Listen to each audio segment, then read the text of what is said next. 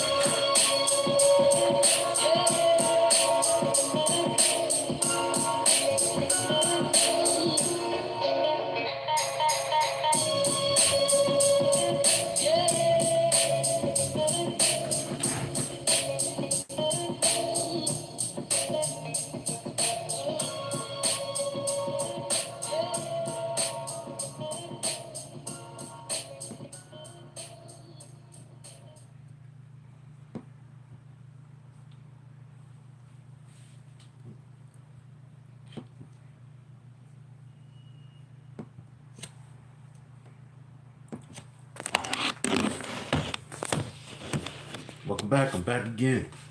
Another live feed.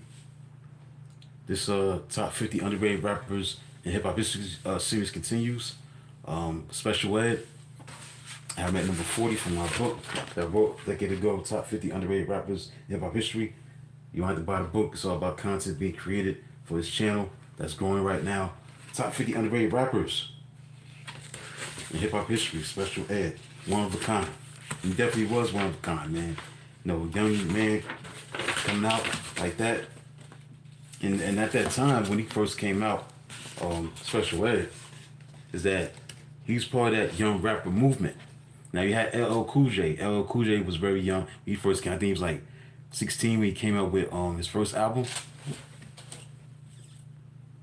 I think that was his first album. I think he was 16. I think he was born in 1968. So that's the case. You gotta be 16, 17 when he first came out. So he was young. But when you talk about when Special Ed came out, it was like a young rapper movement coming out, in a sense, like Chris Cross, the youngsters, Illegal, Chi Ali. You know, Special Ed was from Flatbush, Brooklyn. He made his debut in 1989 at the age of 16. And his first album was called Youngest in Charge. There's a reason behind that, gotta be because of his age. From that perspective. So Special Ed had notable hit records like I'm the Magnificent, Think About It. But the song that defined his career, well, the question was, I Got It Made. I'm your idol, the highest title, numero uno. I'm not Puerto Rican, but I'm speaking so that you know. That's one of his best verses he ever had. Then you got Youngest in Charge, that was a major success because the album sold more than 500,000 copies. The second album came out in 1990, Legal, which meant that he was 18 years old, so the album wasn't critically acclaimed as the first album. But he had some good records like The Mission, Come On, Let's Move It. Come On, Let's Move It. And Living Like a Star. Then 5 years later, Special Ed released his Revelations. But the hip hop landscape had changed, especially Special Ed's age, because he was 23 when his third album was released. So overall, Special Ed was a pioneer in his own right because of his youthful expression and exuberance. And at his age, he was able to display a swagger that had made him one of the most respected East Coast rappers from 1989 to 1991.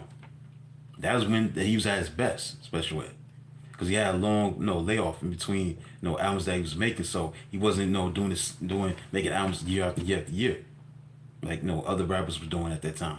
You know what I'm saying? Like usually somebody rappers don't take a couple years off in between making records, but this guy didn't make an album until 1995 after he made the second album, which was legal in 1990. He didn't make another album until 5 years later. He was in his 20s now. But the game had changed, you know what I'm saying? So, he kind of like got lost in the shuffle in the sense like, where's Special Ed at? Was the new album at? Things had changed. So, from 89 to 91, yeah, he was one of the most respected East Coast rappers. He was up there with Big Daddy Kane, Rakim, all of them. He was just as good. But he's underrated. When you talk about the greatest rappers, he's underrated. I think he's underrated. When you look at the pantheon of the great rappers in hip hop history, I think you gotta put Special Ed as that in that underrated category. You know what I'm saying? He did his thing. But his body of work is very limited. His best work was his first two albums. 89, 90. That's basically it. But he's underrated, man. Big time MC, but underrated. Definitely. So that's it for that. Come back with another live feed. Maybe at 3 o'clock, I'll see. Until then, talk to you soon.